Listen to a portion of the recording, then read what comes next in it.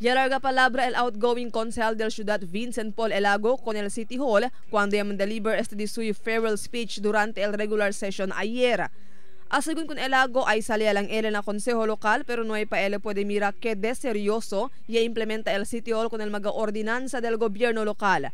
Si te implementa man según con el mga ordinansa, tiempo lang también.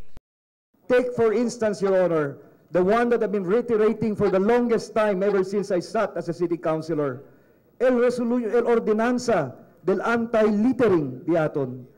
Hasta ahora, Your Honor, si andayo na mga barangay, tapos yung mira el susyo.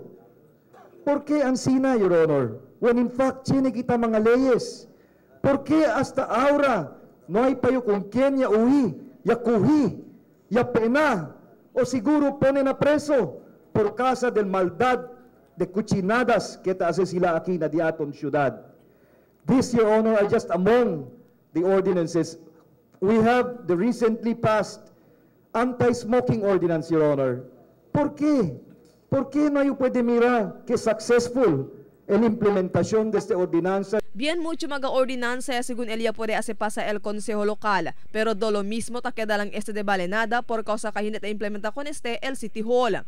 Ta queda lang también según de balenada el esfuerzo de ila mga konsehales de hacer pasar mga ordinansa. Y habla pa si Elago kaya siya sila di ila trabajo. Ojalá ay asa también según el City Hall si cosa el di ila trabajo.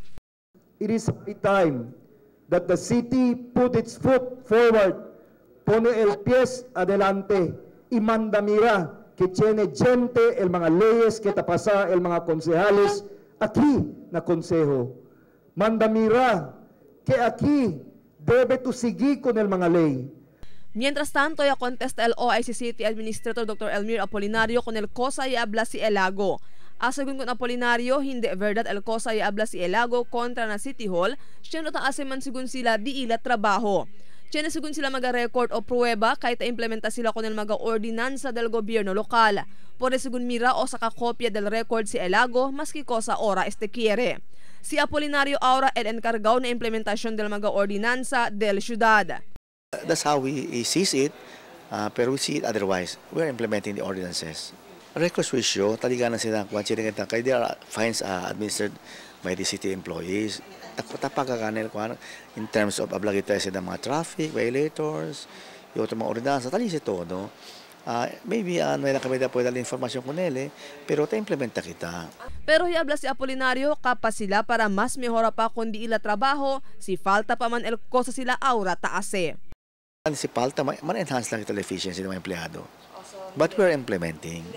Marifita Mayo, Dateline Sambuanga.